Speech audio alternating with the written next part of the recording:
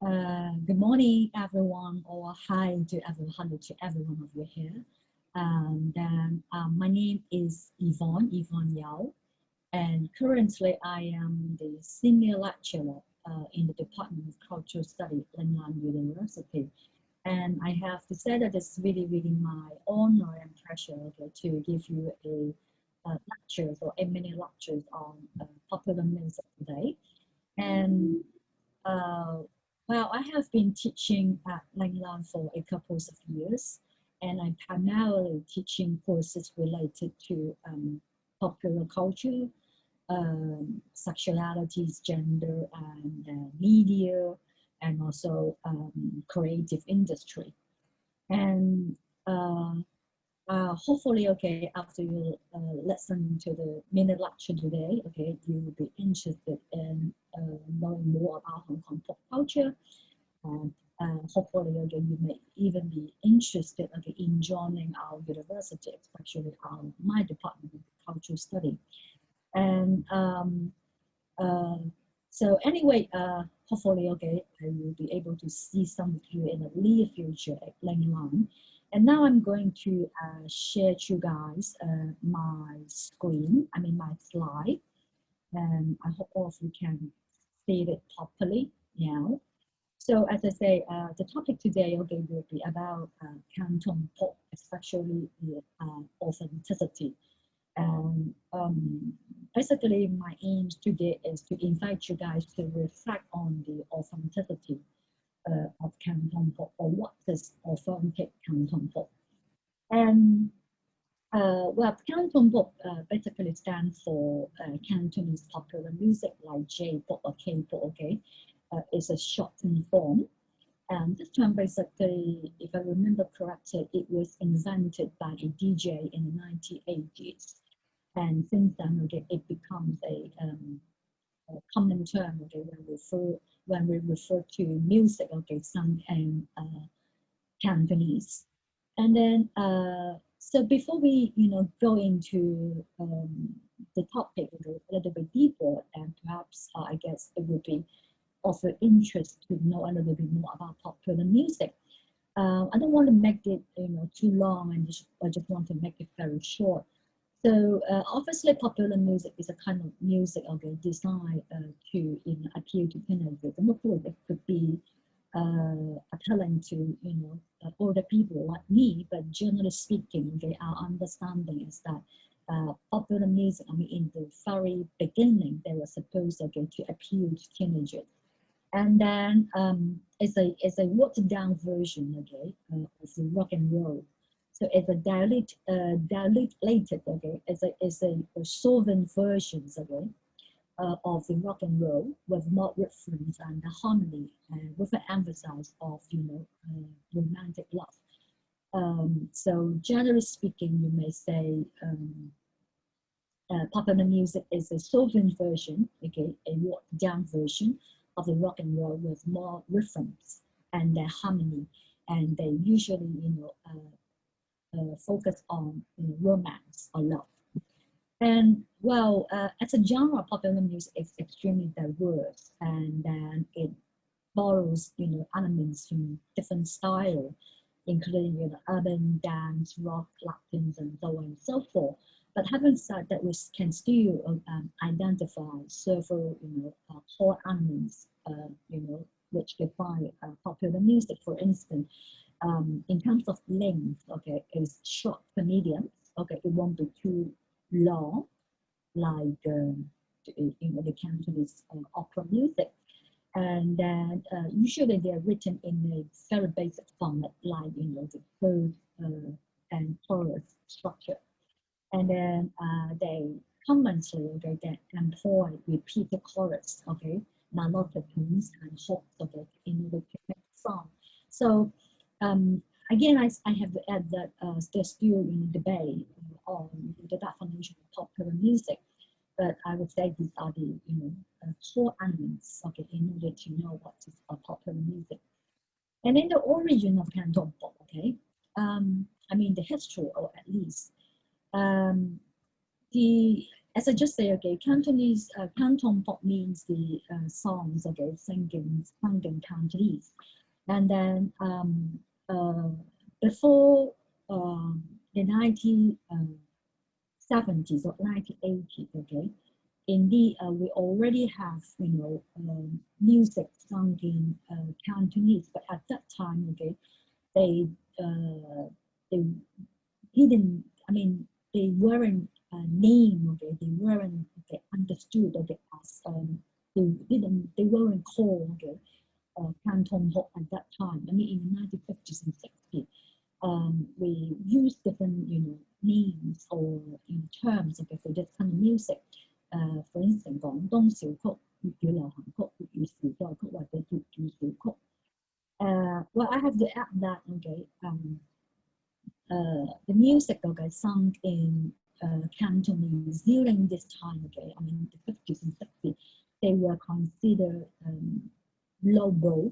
I mean, you know, when compared with the Western music, and they are coarse, you know, they are lowbrow, you know, they have no artistic or aesthetic value, and they were primarily produced for the laborers, okay, the labor-intensive workers, okay, working in Malaysia, in Singapore, LingU, okay. So these kind of music were considered very vulgar, lowbrow, and coarse, okay, when compared with the you know, Western music or music sung in Mandarin or Putonghua. And these things only changed, okay, in the 1970s, okay, when, you know, Cantopop, okay, suddenly become, you know, suddenly to be, you know, recognized as the music, okay, of the Hong Kong people, and then they were no longer considered lowbrow or even vulgar or cheap anymore, and they become, you know, the music of the people here. And then if we talk about, you know, Cantopop, I mean the emergence of the Cantopop, okay, we need to understand that the popularity or the emergence of Cantopop actually has a lot to do with another types of popular culture, which is the Hong Kong TV dramas. I mean, if you look at the songs here, these are the very famous songs, okay, in very famous Cantopop or Cantonese popular music in the 1970s and 1980s. Like for instance, okay, 1973年 1973 LingU 夢夢 1974 啼笑姻緣 1977 家變 1980s 龍南傳 1981 豆芽夢 1984 龍本多情 1988 一生何求 okay, these were famous, okay, Cantopop in the 1970s and 80s. You can notice that, okay, all these songs are actually theme tunes, okay, they were the music designed, okay, for a specific TV dramas, usually with the same name. So it also means that, okay, these are the names of the TV dramas produced by TVB at that time. So, 煙雨朦朧啼笑姻緣, all these, okay, they were, you know, TV dramas. And then they are the theme tunes, okay, 主題曲, okay, of the TV dramas. So, theme tunes, okay, well, I think if you are, again, okay, if you're familiar with Hong Kong TV dramas, I think you know that when compared with other TV dramas like Korean TV dramas or Japanese TV dramas, I think there are two characteristics of Hong Kong TV dramas. First of all, we have a lot of TV dramas in the same evening. We have three. From 70 something, okay, to 8 something, then is one. And then another one, which is usually shorter, start at 8 something. And then we have another one start at 9 something until 10 something. So we have 3 different dramas in one evening, which is quite rare in other places. Second, okay, usually in Japan or in Korea or in US, TV dramas will only be screened once per week, okay? So you will only have one episode per week. But in Hong Kong, from the beginning, okay, when TVB started to have the in-house production, okay, they make it, okay, 5 days in a row. So in Hong Kong, okay, we will have one episode, okay, per night. So we will watch, okay, the TV dramas continuously, okay, 5 days, 5 evenings in a row. So as a kind of theme tunes, okay, these musics, okay, these tunes, okay, they will be played several times, okay, during the intro, the beginning of the dramas, and then during the title sequence, as well as, okay, in the ending credits. So that means, okay, audience at that time, they will be bombarded, okay, with Cantonese theme tunes, okay, the whole evening from 7 to 10, okay, keep listening to the Cantonese theme tunes. And I don't know whether you guys will have this experience. As a kid, as a child, I really like watching TV dramas. And then I have this experience that I didn't really intend to memorize the lyrics. But then in the end, I will be able to sing it because it's already brainwashed. I mean, the songs, the lyrics is already ingrained into my mind because, I listen to them every evening, okay, continuously for 3 months. So I would say that, TV dramas, okay, provide a very, important platform, for the Cantonese popular music, okay, to be spread among the general audiences. And then gradually, okay, because of the TV drama, the popularities of TV dramas, audiences have the chance, okay, to listen to Cantonese theme tunes. And then gradually, okay, they started to like it and brainwashed by it, and then, gave rise, okay, to the boom of the Cantopop. I think it's pretty much like, what really happened in the 90s. Right now, I mean, Korean TV dramas. When you watch Korean TV dramas, then you're really into it, and then at the same time, okay, you will be able to listen to the Korean theme tunes. And then because you love the dramas, you will be then driven, okay, to the K-pop as well. So it's pretty, similar. So anyway, I don't want to go into that deep, but I just want to tell you that, okay, one of the major reasons, okay, for the emergence of Cantopop, okay, is the Hong Kong TV dramas, okay, because of the theme tune.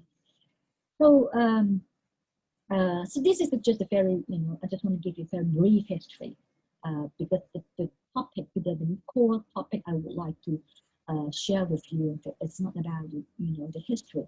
Rather, I would like to share with you is about, the authenticity.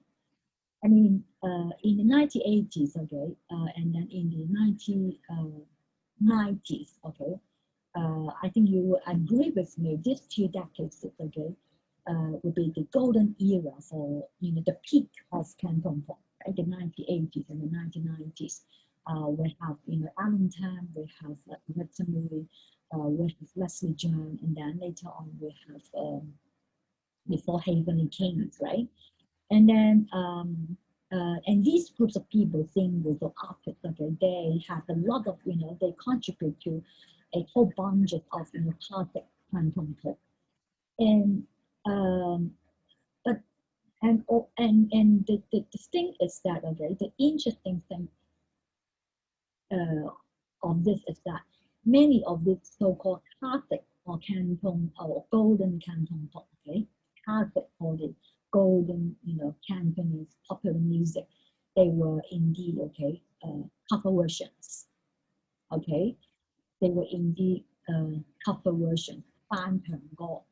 So 翻唱歌, okay, when we say cover versions, okay, generally speaking, there are 2 meanings. I mean, one is that you really like the music, okay, the song, a specific old song, and then you really, really like it, okay, and then you just, buy it from the record company, the original record company, and then you sing it, okay, usually in the same languages. So you just have another version, okay, because simply it's the oldies, it's the classic, and then you just sing it once again, and then another meaning of cover version is that you buy the melodies from the record companies in Japan, for instance, and then after you buy it, you change the lyrics, completely, usually from one language to another.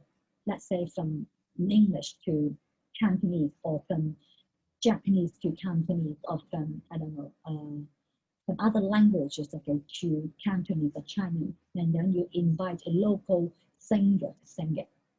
So so when I say cover versions, here I primarily refer to the second meaning that the cover version in Hong Kong is that the local record company, they will buy the songs from other places.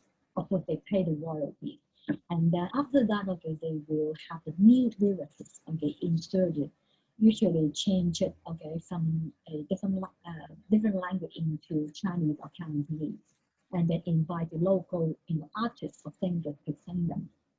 And then my question to you guys is that will you consider them as authentic Cantopop, or will you consider them our It's music, 10 o'clock. our music?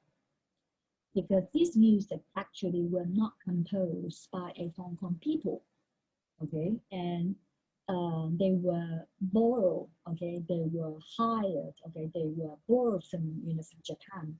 I mean, if you if you look at most of these cover versions, during the 1980s and 90s, I would say more than half of these cover versions were from Japan. So if these so-called classic or goldies or golden Cantopop, if they were actually composed by Japanese people, if they were originally from Japan, then can we say that they were our music? Can we say that they were Cantopop?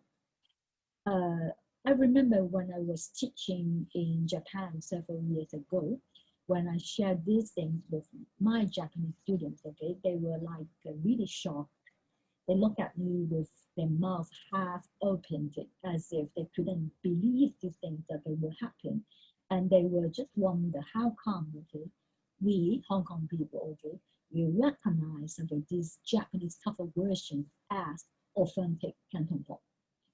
But the interesting thing is that, as you know very well, like me, like the people who really like the songs, the diehard fans of Cantopop in the 1980s and the 1990s, they will have no difficulty and hesitation in understanding, recognizing and appreciating these cover versions of the Japanese cover version as authentic Cantopop. To us, these are our music. To Hong Kong people, these are Cantopop. This is Hong Kong music. So my question is, how could it be? How come we have no difficulty, in understanding and even appreciating this music, Japanese cover versions, as authentic Cantopop? How come we could do this? Or why we have no, problems, hesitations, or ambiguity in, understanding these cover versions, as authentic Cantopop, or simply our music? This is the question, I want you guys to think, or this is the question, I want to share with you, or this is the thing I would like to share with you today. So I would suggest that the reason, the fact that the reason why we can take these Japanese cover versions as authentic Cantopop or our music, has a lot to do with the history or the origins, okay, of music production in Hong Kong. Okay, it has a lot to do, okay, with how music has been produced, okay, in Hong Kong, the most of music productions in Hong Kong. And so in order to tell you these things, okay, I'm so sorry, I have to bore you with some history. And I hope I will try to make it short. I don't want to, go into that details. But I just want to give you the idea, okay, why we could, okay, understand and appreciate the Japanese or foreign music, okay, as authentic Cantopop. So, when we talk about Cantopop, okay, Cantonese popular music, I have to draw your attention to the fact that indeed Cantopop originated from Cantonese opera music, okay? So the modern Cantopop actually derived from the Cantonese opera music. So in other words, okay, the Cantonese opera music, okay, is the prototype of modern Cantopop. And then you may ask me, well, what is Cantonese opera music, right? And again, okay, I would like to draw your attention to the differences between and okay? So Cantonese opera music and Cantonese opera. So Cantonese opera is a kind of theater, okay? And then the performers will wear the costume, okay? The very elaborate costume. And then they will have the makeup, the very thick makeup, according to the roles they were playing in the theater. And then they may have Hamlet. And then the performers as a group, they will be acting, singing, moving on the stage. So it's a theater, okay? And then because Cantonese opera was really popular in post-war Hong Kong, roughly in the 1950s, and it was really, really popular. But then the Cantonese opera, okay, is really long, okay, usually a few hours. So some artists, okay, some, die-hard fans, okay, or some performers, okay, they just pick up a specific segment, okay, of the Cantonese opera, usually the singing part, and then perform them, okay, as their own. So they just take out part of the segment, usually the singing part, and then they just sing it, okay, as a performance. So it gives rise, okay, to the Cantonese opera music. So in contrast to the theater, okay, Cantonese opera music is a kind of music. So the performer, okay, they will not wear the costume, the Hamlet. They will simply wear their own clothes, and then they will be standing in the middle of the stage and then just sing the song without acting. So it's like a music. So as I say, okay, Cantonese opera, okay, because it was very popular. It was well received by many people. And then some artists, okay, performer, they just take one part away, a specific segment, and then perform that as a pure music. So that's why, okay, we have, the Cantonese opera music. And then the Cantonese opera music is the prototype of modern Hong Kong Cantopop. And then, so the logic means, okay, if you want to know what is Cantonese music or Cantopop, then we need to know, the Cantonese opera music as well as, the Cantonese opera, right? Because the modern Cantopop actually derived from these things. So if you want to know the logics or the history or the characteristics of modern Cantopop, one of the way, okay, to understand them, okay, is to look into, okay, the Cantonese opera. So if we look at the Cantonese opera, okay, there are two major characteristics, I would say. One is improvisation, and then another one is lyrics. Okay, this is emphasized on the lyric rather than the music, melody, or tune. Okay, so I just again, I don't want to spend too much time, okay, on this, or to bore you, okay, with this. But I just need to explain a little bit, okay. I will make it brief, okay. So Cantonese opera, you have, okay. One of the major characteristics of it is improvisation. The reason is because, I mean, from the beginning, most of the Cantonese opera, they don't have a very, they do not have a complete script, okay? They do not have complete, okay, detailed instructions on the action and the spoken part. So it means, okay, it very much rely on the improvisation of the performance, because so they only have a very rough idea, okay, the story, but they do not have details, okay, instructions on the actions or the spoken part.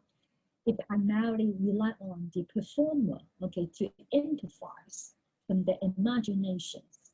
So it means, okay, the performer, they were expected to act, dance, and sing in response to the stimulus of the immediate environment, and perhaps their own feelings, and also the feelings of the whole performer. Okay, so improvisation, okay. So this is Cantonese opera, and as I say, okay, Cantonese opera, okay, gave rise to Cantonese opera music. So it means, okay, the Cantonese opera music follow the same, logic. Improvisation is likewise, okay, the defining characteristics of the Cantonese opera music, okay. And as a matter of fact, okay, in terms of Cantonese opera music, okay, they have a long history of incorporating foreign melodies, okay, foreign melodies from other places. Okay, they don't care where they come from. Okay, they have a long history of borrowing melodies from different places, so long as, okay, the performer or the artist think that, okay, this piece of music is suitable. So one of the idea is that, okay, they don't really care, okay, where this music, okay, come from, so long as, okay, they think, okay, it fits, okay, for the current uses. And then another characteristic of Cantonese opera, okay, or Cantonese opera music, okay, is the focuses, okay, on the lyrics. Normally, okay, when we talk about music, okay, we will have the melodies, okay, composed first, right? And then you fit, okay, you think about, okay, the lyrics, and then you try to match, okay, the lyrics, okay, with the melody. But Cantonese opera, okay, or Cantonese opera music is not this way. They will have the lyrics first, okay, and then they will try to find the songs, okay, to fit it. So again, okay, in other kind of music, okay, if the lyrics and then the melodies, okay, they do not fit with each other, usually, okay, we will change the lyrics, right? But in Cantonese opera or Cantonese opera music is not this way. Instead, okay, they will change the melody. So they will try to keep the lyrics, okay, and at the expense of the melody, okay. So you can see that melody, okay, in Cantopop, okay, or in Cantonese opera music is not that important. I'm not saying that they are not important at all, but I'm just saying that, okay, they are not essential. The essential, the core thing will be the lyrics. So that's why, okay, we don't care, okay, where the music comes from. It doesn't matter, okay. It comes from Japan, it comes from Shanghai, it comes from the US. It will have no problem, okay, or impact, okay, in affecting us or preventing us from understanding or appreciating this music as Cantopop, because this is the way how Cantopop has been, made. This is the way, okay, how music, okay, in Hong Kong has been produced. This is our mode of production. So lyrics is the most important, the lyrics. Okay, the melody doesn't really matter, so we don't care. So even though we know that, okay, the cover versions, okay, the many goldies, they were Japanese cover version, but it doesn't, you know, prevent us, okay, from appreciating them as authentic Cantopop, because for us, okay, this is the way how we produce music, okay. So that's why, you know, Hong Kong people or the whole music field, I mean the people in the Hong Kong music field, we have never had any problems, okay, in appreciating these Japanese cover versions as authentic Cantopop. And as a matter of fact, we have been very proud of this, you know, songs as our songs, right? And then, but the questions remain, I mean, the question remaining here, why lyricists are more important than, you know, melody? Why? 點解歌詞比個音樂更加重要咧 ？Again, I have to tell you one thing. I mean, in terms of Western theatre, the authorship, okay, I mean the owner usually is the one who composed the music. But for Cantonese opera, the authorship is the lyricist rather than the composer. So again, okay, it tells us that the melody, okay, I mean, we tend to place emphasis, okay, on the lyrics at the expense of the melody. But then my question, okay, is why? Why is that, or why was that? 點解? I suggest, okay, I will try to, why the composer, okay, is less culturally significant than the lyricist in Hong Kong. I mean, if you look at the whole history, okay, from Cantonese opera to modern Cantopop, I suggest that, okay, it has something, okay, to do with these things, okay, the four occupations, the traditional, you know, social hierarchy, the social structure. So in ancient China, okay, we have a social hierarchy, the structure, 士農工商, right? I think you know that. So they are in a descending order, with the one, okay, at the top, okay, as the, you know, the best, okay, the one, okay, enjoy the, you know, highest social status, okay, 士農工商. The means, okay, the gentry, the scholar, those who study, okay, and then long, the farmers, right, and then the gong, meaning the officers, and then the craftsmen, and then the sheng, okay, means the merchants, the traders, and then I guess you know that, right? The reason why merchants, okay, or traders, they were at the bottom is because they were considered, you know, producing nothing, but they just, you know, earn money, make money by using other people's, okay, products, okay? So that's why they're at the bottom. But now my focus is not on this, okay? So if I ask you guys, okay, to, you know, put the lyricist and the composer in terms of the social hierarchy, how would you say? The lyricist, would you say he belongs, okay, just let's say, okay, now we, you know, went back to ancient China. So who these, you know, people will be. So the lyricist, will he be the, belong to, which class, okay, they would belong to. So I would suggest, okay, the lyricist, okay, in order to make the lyricist, okay, obviously they need to be, you know, well versed in, you know, Chinese literature. So I would say the lyricist actually, okay, belongs to the three categories. And then the composer, okay, making music, okay, obviously they will not be the farmers. I would suggest, okay, they belong to the group of artisans or craftsmen. So these, okay, in turn explain why, okay, Chinese people, at least Hong Kong people, okay, we pay more emphasis, okay, on the lyrics, okay, we tend to recognize the lyricist, okay, more than the composer. And this also in turn explains why, okay, we place more emphasis on the lyrics, okay, at the expense of melody.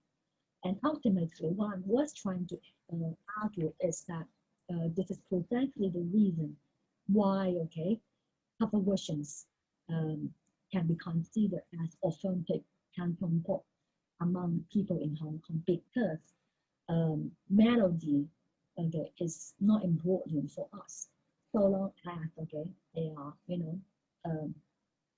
they are suitable.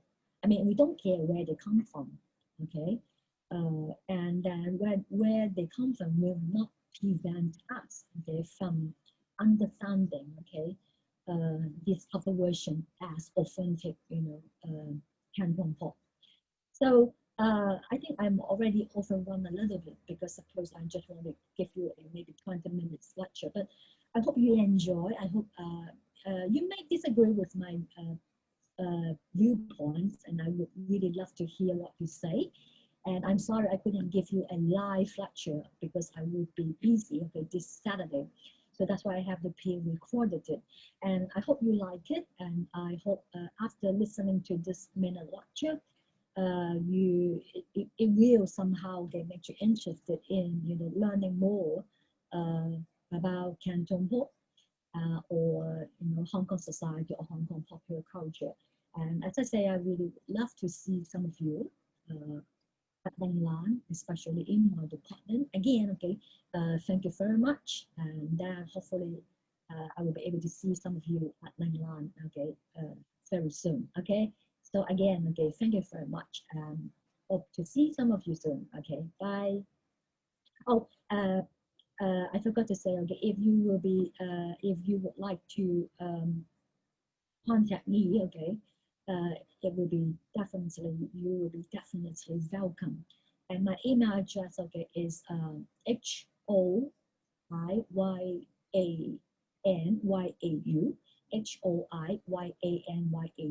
at ln.edu.hk.